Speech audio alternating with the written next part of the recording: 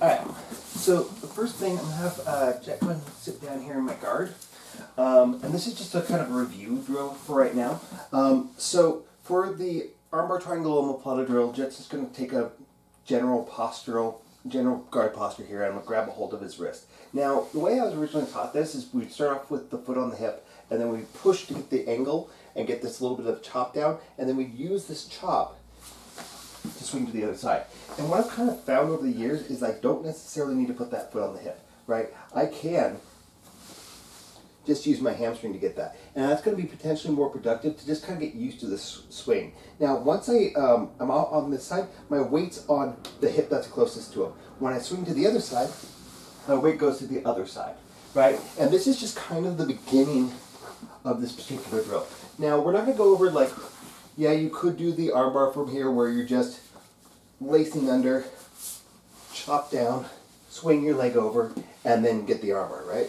We could go over the triangle, which, you know, he's going to feed one in and one out, pinch under the shoulder on the side that has the arm in, leg goes straight up, get your angle as you turn, and lock up just as a token one. The one that we really want to focus on here is going to be the omoplata. And I think a lot of times what people kind of focus on is this leg that's going over the head. And so people will put one arm in and one arm out, and I'll sit up towards the arm that I'm attacking, and then people are like, oh, what's going on with this leg here? And what I want to be thinking is I'm going to take this leg and I'm going to place it on the other side of my body here. So, and then I come up.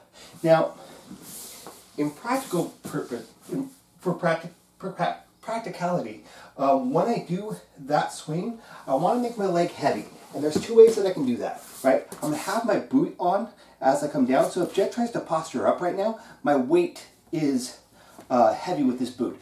To really, really break his posture down, I'm actually going to extend my heel. Jet can see how his posture broke down even further, right? So be careful with your partner if they're not expecting it, right?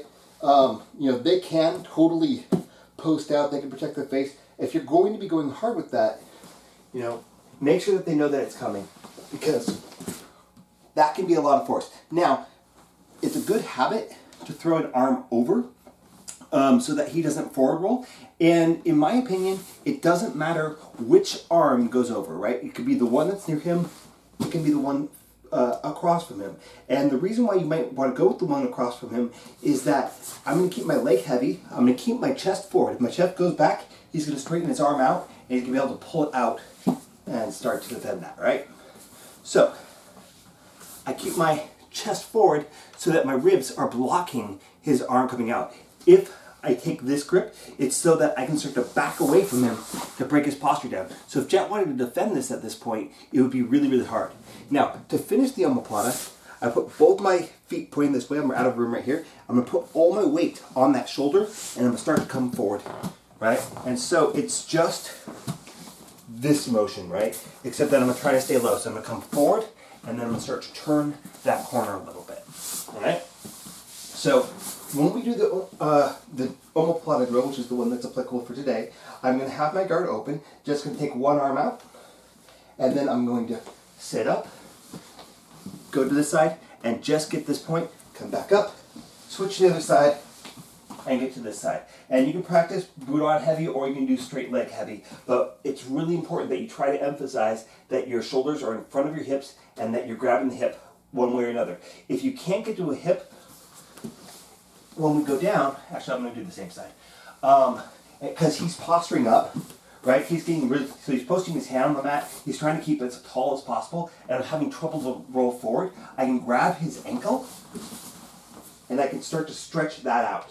And that's going to help me to collapse his body. Notice that I'm actually guarding this elbow a little bit because my body's not able to be in the full position, so I don't want him to start being able to back that out. I could potentially have my hand on his wrist to keep that, whatever, and then I can start to work forward. But once he's down in this position, it's going to be much harder for him to finish, to defend that omoplata. So that's just kind of your drill for right now, is just going back and forth on both sides and just getting used to the motion of the basic guard omoplata.